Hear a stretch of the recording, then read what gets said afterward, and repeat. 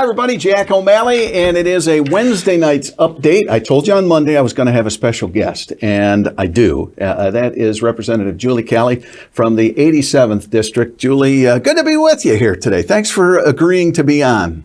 Thank you for having me, Jack. You betcha. And we're a little more formal setting than my basement. I appreciate the folks here allowing us to use their studio. So I really try to explain to people what's going on in layman's terms. And when you're talking medicine, it's very hard to be in layman's terms because it's medicine. It truly is Greek, you know. So you have been spearheading a package that is being voted on, discussed this week in the House of Representatives. Before I get to some specific bills, can you just explain maybe what this is all trying to do? Absolutely. I appreciate that question. So you know very well that Lansing has some strong lobbyists, and so does DC. Stakeholders. Stakeholders. And every member of the supply chain in the medical world is well represented here, except one. And those are the people we serve.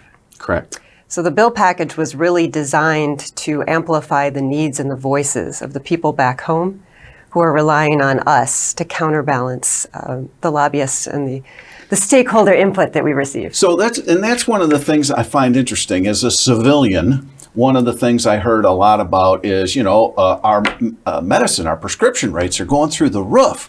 And now I'm hearing from some people, because of our stakeholders and the spin they're putting on it, well, what are you doing to our prescriptions here? You're going to screw us over. These bills are about transparency and deregulation and lowering costs, aren't they? We really want to put people before profits. That's the goal here. Yeah, that's a crazy idea. Julie, what are you thinking? So let's talk about a couple, because I know our time is short, and we're doing this on a session day too, so we've got to keep moving. Let's start. Which bill would you like to start with? I'm thinking maybe 4353 requires the insurer to count all the drug rebates, because that's one we don't even really know what's happening, do we? That's a great point. And so that one in particular, let's take, for instance, you need a brand new drug on the market that doesn't have a generic competitor yet. So your doctor says, I understand this one's pricey. You probably have a significant deductible. So here are coupons for 3 months. The manufacturer is offering those to people. And so they take the coupon. Let's just use round numbers. It's a $300 coupon. You still pay $100 out of pocket, and you do that for 3 months, and all of a sudden the coupon is gone. What our constituents back home are learning is that the value of the coupon does not apply to their deductible. Somebody's getting that money. It has value, but they don't get the credit for it. So at the end of those 3 months, their deductible only shows $300 paid out of pocket, and they have a lot of room to make up.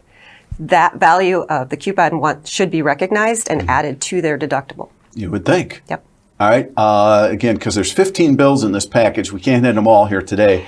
One of the ones that I go to the same pharmacy all the time. I know in my district we have a lot of small independent pharmacies. I trust my pharmacist, but yet my pharmacist is under a gag order? Correct. How can my sweet pharmacist be under a gag order? How's that work? So it's a contractual agreement that they have, and this was fixed at the federal level. We're following up. We need to fix it at the state level as well. But they're not allowed to tell you right now if there's a cheaper option. In some cases, it's actually less expensive for a person to pay out of pocket than it is to pay their copay. So here's an example. I'm your pharmacist. You walk in and I say, your copay is $30, Jack. You give me $30, you get your medicine and you leave. I wasn't allowed to tell you the value, total value of that medicine was $20. You overpaid because of your copay, and your pharmacist does not get to keep that. It goes back to a middleman. So that communication is so important for a number of reasons. And you just used the term middleman. We'll get to the middleman because that really is the elephant in the room. I'm just looking over some of these other bills. We'll get the. This is one that I think is important. As you were mentioning, somebody has an illness. This is the drug they need. They set it up. They pick the plan because of that. Then somewhere along the line, these pharmaceutical folk can say, you know what? Let's drop that bill or that medicine. I don't know about it, and now I'm screwed because that medicine's gone from my plan, and I'm in this plan. Correct. So what would our bill do here that we're talking about? So this would disallow the removal of a drug from a prescription list during the plan year. They can add all they want, but some people actually choose a plan based on a very specific drug. Does it cover drug A? And if it does, okay, that's the one I need. In the middle of the year, that can't be pulled from them. That has to be a right throughout the plan year. So if you've been watching these podcasts for a year, you know Julie is a very nice, polite person. You know that I might not be. So let's talk about this elephant in the room. I was stunned when I heard about PBMs. I'm thinking, what in the HE double toothpicks is a PBM, a pharmaceutical benefit manager? What is that? Great question. So, by the way, I know, but she's going to tell you. When you go to your pharmacy and you take a script from your doctor or they've already emailed it over, the assumption that most of us have is that our health plan determines which drugs are approved and at what rate. That's not actually the case. Pharmaceuticals have become such a big burden that they've been contracted out to a third party. So your health plan asks a third party to determine what drugs are going to be on that list and at what rate. Which ones, and which pharmacies are in network and which ones aren't. So if your town has 2 pharmacies, maybe one's in network, one's out of network, that's decided by the PBMs. They're a really important player in healthcare because there are 3 main PBMs nationally that have over 80% of the market. And lack of competition is not favorable for any of us. And this is me saying it, not Julie. This is like the thug that comes into your little business and says, you do it our way or there's going to be heck to pay. These pharmaceutical benefit managers, they're basically going to the pharmaceutical companies and to the pharmacies, basically saying it, do it our way or screw you. So they have been operating for about 60 years. And there is no transparency. They're shrouded in secrecy and silence. And they've found really interesting ways to profit. So there are a number of different ways that they make money. Yeah. So again, transparency and deregulation. I know there's criticism out there, and I have to admit, I bristle at criticism. That's why I'm probably not the greatest politician, because things tick me off. That, these bills are, just more regulation. Just pay attention to who's paying for that squawk, because I've read these bills and I know there's still work to be done on these, right? Mm-hmm. More discussion. The Senate's going to weigh in, and we all know what the Senate's like. I say that with a smile. So a lot to go, but we're hopefully voting every one of these out of the House this week. That's the plan, right? That's the plan. All right. So is there a place, do we have a website? Is there somewhere people can go to study up on this? I know there's 15 bills. Maybe I can post the bill numbers so people can follow up on them too. But is there a spot anywhere out there?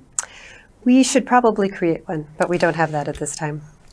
That's a suggestion. We'll see if these guys in communications can do that. But that might not be a bad idea, because I know there's a lot of people out there that are confused, and it might not be a bad idea to explain to them, because, it's like, I don't know about you, but when you get that, this is not a bill, and it's like, what does this mean?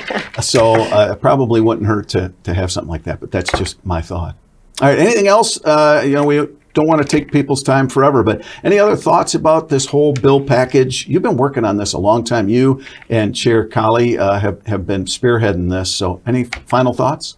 This really is about improving access and affordability. We have to make sure that our independent pharmacies stay in business. I talked with a local Rotary group just yesterday in my district, and somebody shared with me that their local pharmacist said, can you please take your business elsewhere? And it hurt him to say that, but the specific prescription that the gentleman needed, the pharmacist lost $200 every single time they filled it. And on top of that, there are these fees and audits that come afterwards. So our local pharmacies don't even know what their bottom line is for months and months. There are extrapolated audits that can reach back and be very punitive. So we appreciate the access that they give, and we want to make sure that they're there to offer competition and options. It's also really important to impact this because we have a pay-to-play system right now. So the way it works with these PBMs, these middlemen, they expect rebates directly from the manufacturers to put a drug on their preferred list. So the first drug that's offered to you and I that's designed by that PBM Jack, it may not be the cheapest. It may not be the best. It may not even be the one that has the least side effects. It's probably the one that gave the PBMs the largest rebate, most of which they keep. Sometimes they share with the health plans. The person who never sees it is the individual at the counter trying to figure out how to pay for all of this. Yeah. And it's time to change that. It is. And, you know, people, we don't do it enough in Lansing or Washington. Let's not talk about that swamp. But this is a situation where there's real change this close. And if we can get this through, I hope everybody pays attention and realizes that this is a way that I think is really going to impact people and their prescriptions. And, you know, I'm over 60 now, so I probably take more pills than I should, or that I'd like to. Let me put it to you that way. So it makes sense to me. So I hope that people realize that there's transparency and deregulation. Makes a ton of sense. The last statistics that we have were from 2017, and it told us that 32% of Michiganders stopped taking their medicine due to cost. What would the savings be to the entire system if people could afford to take their medicine as prescribed? It would avoid emergency rooms, hospital stays, you name it, and all of that is far more costly. Yeah. So this 15-bill package, Julie, thank you. Rep. Calley, Chair Calley, thanks for pushing it. I'm going to be voting yes on all of them. And we still have a fight ahead of us, don't we? Yes, sir. All right, folks, we need you. So please pay attention to this. If you have questions, let me know. And I thank you. We'll talk to you on Friday. Take care.